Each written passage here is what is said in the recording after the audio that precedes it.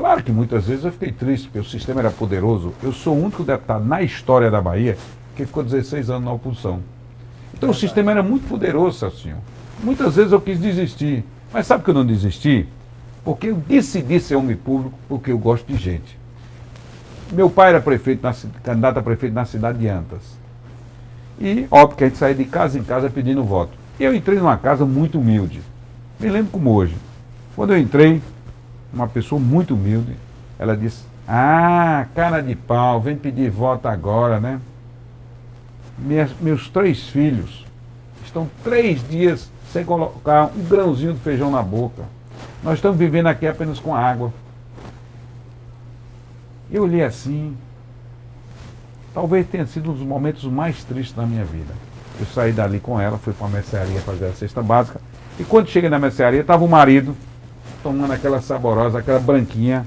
Eu disse: "Mas rapaz, sua mulher com fome, seus filhos com fome, você aqui no bar bebendo?" "Doutor, eu estou bebendo, mas eu passei o dia todo atrás de um prato de comida e ninguém me deu." "Doutor, eu estou bebendo, mas eu passei um dia todo atrás de um dia de trabalho e ninguém me deu. Então eu estou bebendo para não chegar em casa para ver com minha mulher e meus filhos com fome." Naquele dia, eu decidi ser homem público.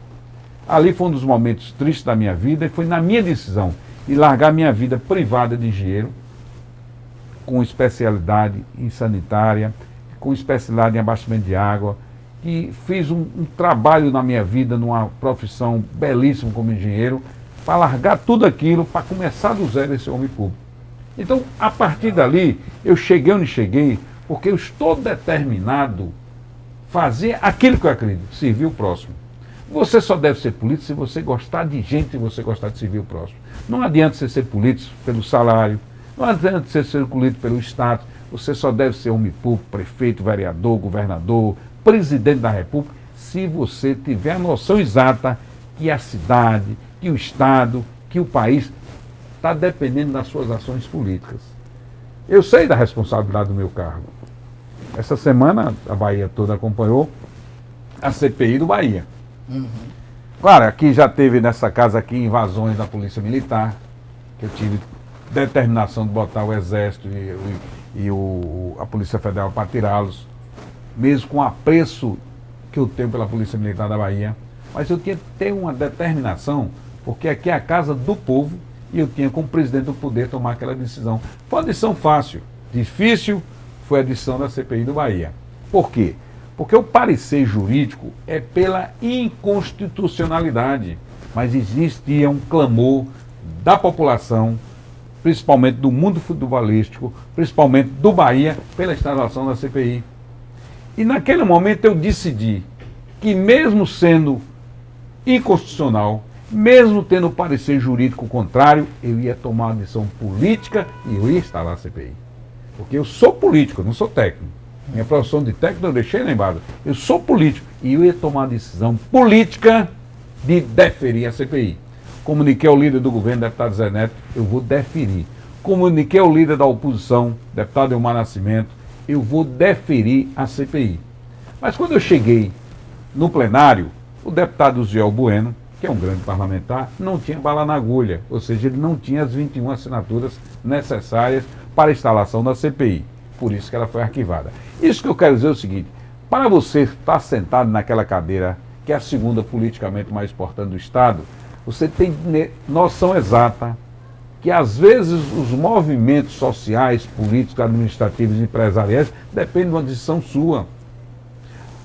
O Twitter, o Facebook, o fanpage, tudo isso numa pressão. Por quê? Porque futebol, porque política você vive a emoção só 15 dias antes das eleições. O povo só quer saber de política 15 dias antes das eleições. Mas o futebol não. O futebol, o povo vive a emoção durante 24 horas por dia. Então foi um momento muito difícil, porque eu sou Vitória, conselheiro do Vitória. O Vitória tem dado 7, tem dado 5 no Bahia. Mas eu não podia agir como conselheiro nem como tesoreiro, eu tinha que agir como presidente do poder. E eu ia deferir a CPI. Mas é óbvio que os deputados retiraram a assinatura, consequentemente eu fui obrigado a instalar. Isso eu quero dizer o seguinte: você tem que ter noção exata do cargo que você ocupa. Você talvez, jovem, não tem noção da importância quando você fala para uma câmera de televisão. Você só vai ter a importância quando você chega na rua e as pessoas dizem, eu lhe ouvi. Porque hoje, por exemplo, um assunto, se você me permite, existe no Brasil, na Bahia, em qualquer município do Brasil, uma peste social chamada crack.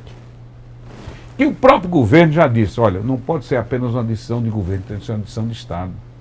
Então nós, homens públicos, vocês jornalistas, a família, os pais, os professores, principalmente os primários, naquele momento que a criança tem 8 anos de idade, ali na sua formação, na sua personalidade, nós temos de orientá-lo. Dizendo o seguinte, você tem 2 caminhos a seguir na vida.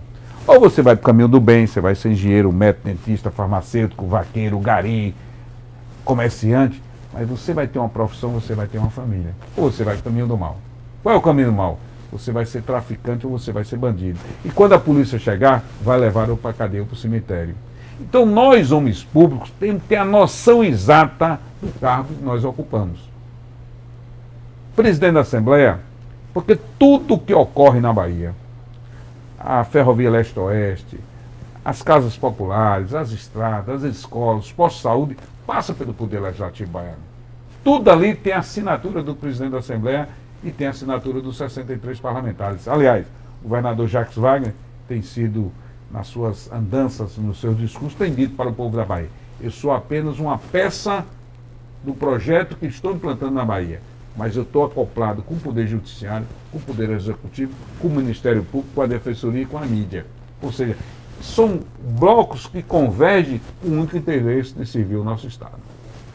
Presidente, por falar em Twitter, por falar em fanpage, por falar nas outras redes sociais, uma das características do senhor, que eu acho que até inovou na Assembleia Legislativa, até por conta também das redes sociais, isso é uma coisa muito nova, mas é de que o senhor despacha muito pelo Twitter e pelas demais redes sociais. Eu mesmo acompanho sempre, quando um cidadão comum lhe questiona, o senhor responde, quando lhe provoca, o senhor lhe responde, quando dá satisfação do que está acontecendo na Assembleia Legislativa.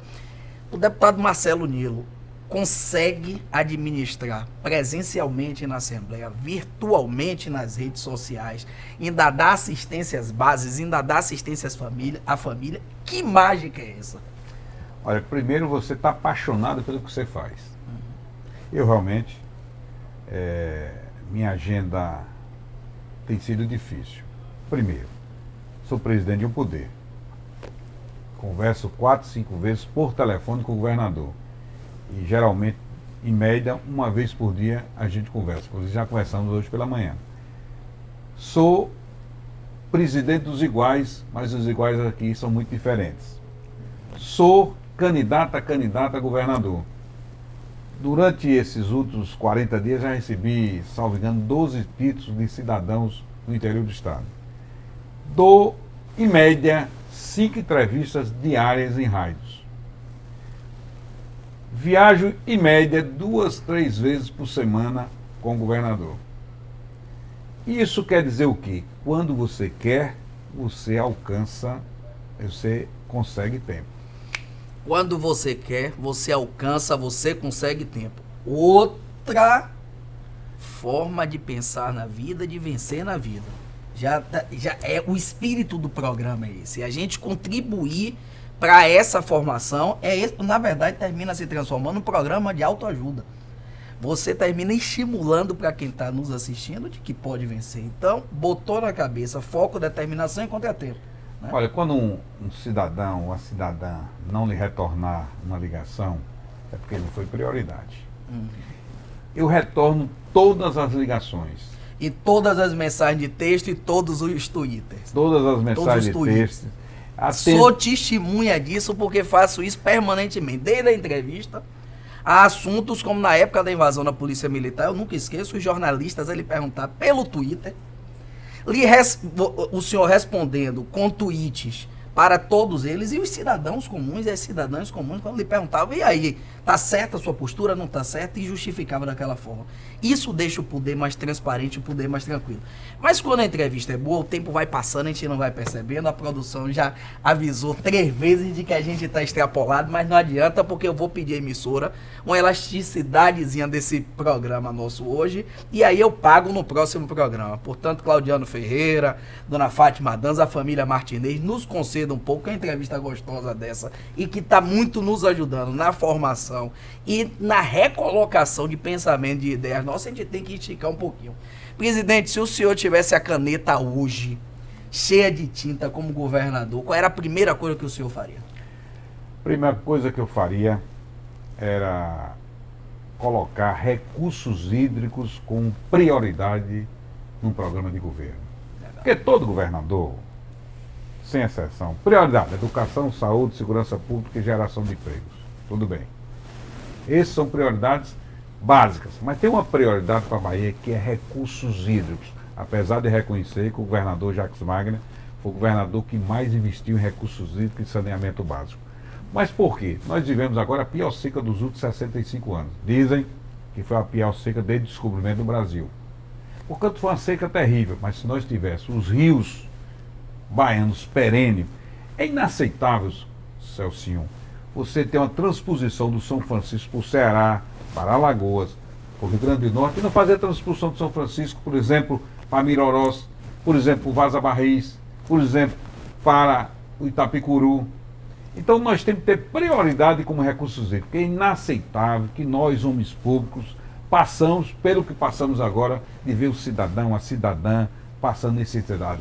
E não teve calamidade pública no interior do estado, fruto da seca, por causa do Bolsa Estiagem. O governador Jacques Wagner conseguiu, junto à presidente Dilma, o Bolsa Estiagem, que é uma complementação do Bolsa Família, para que o cidadão, a cidadã, possa ter 3 refeições: café da manhã, almoço e jantar, para que ele possa sair para trás do emprego. Porque o Bolsa Família não é para a pessoa viver do Bolsa Família, é para ele ter refeições para que ele possa se fortalecer e poder ir atrás do trabalho. Perfeito, ping-pongzinho. Se o deputado Marcelo Nilo pudesse voltar ao tempo, o que não faria? É difícil, porque eu sou tão feliz. Eu não me lembro uma coisa, eu não me lembro uma coisa que eu me arrependi. Se o deputado Marcelo Nilo pudesse voltar ao tempo, o que faria de novo? Eu faria tudo que eu fiz, porque Deus e o povo da Bahia foram tão generosos comigo que eu acho que não deixei de fazer nada. Ser presidente da Assembleia 4 vezes e na última eleição ter 62 votos em 63 existentes numa votação secreta, portanto o povo da Bahia e Deus são muito generosos comigo. Portanto eu acredito que não deixei nada de fazer. Remetendo a Antas, remetendo aos vaqueiros, para quem o deputado presidente Marcelo Nilo tira o chapéu de vaqueiro? Olha, eu tiro o chapéu para o governador Jacques Wagner, porque eu aprendi uma coisa que essa característica eu não tinha: respeitar o contraditório, respeitar a divergência. Essa eu tiro o chapéu. Eu aprendi muito com ele. Hoje eu tenho uma relação fraternal. Nós somos até, acredito, até confidentes, porque tem muitas coisas que nós conversamos que eu tenho certeza que eu não converso com ninguém, nem ele conversa com ninguém. Mas eu tiro o chapéu para o governador Jacques Wagner. Para mim, é o maior democrata e republicano que eu conheci na vida. Para finalizar nosso programa, qual é a mensagem de otimismo, de positivismo que o deputado presidente, engenheiro, pai, marido, amigo, patrão, parceiro Marcelo Nilo deixa para quem está nos assistindo? Dizer que você pode chegar onde eu cheguei. Isso. Para isso você tem de ser honesto, ser coerente, ser determinado, ter tempo para todas as ações e principalmente acreditar no seu potencial. É essa que eu cheguei onde eu cheguei. Eu acreditei no meu potencial. Repito, eu nunca imaginei chegar onde cheguei. E cheguei com muito trabalho, com muita determinação, com muita responsabilidade, mas por muito amor por aquilo que eu faço. Então, portanto, você pode chegar onde eu cheguei, é só estudar, ser determinado, ser responsável, respeitar o próximo, estar na sua veia, correndo sangue de servir à sociedade, porque nós só devemos ser homens públicos, repito, se nós gostarmos de gente. Nós só devemos ser homem público se você dormir. com a cabeça no travesseiro, ficar feliz de ter servido a alguém. Essa é a mensagem que eu deixo para o povo da Bahia. Presidente, muito obrigado. Obrigado a você, Celcinho. Muito obrigado como cidadão, muito obrigado como comunicador, muito obrigado como apresentador desse programa, de nos servir do seu próprio celular, de responder para mim, para todas as outras pessoas, através de mensagem de texto, de telefonema, de estar aqui conversando, socializando e contribuindo cada vez mais com quem está assistindo, para ver que é possível vencer na vida. E o programa Fala Sério para por aqui, mas semana que vem a gente está de volta com mais entrevistas que possam contribuir com o nosso eu, com o dia a dia da nossa sociedade baiana, da nossa sociedade brasileira. Até mais.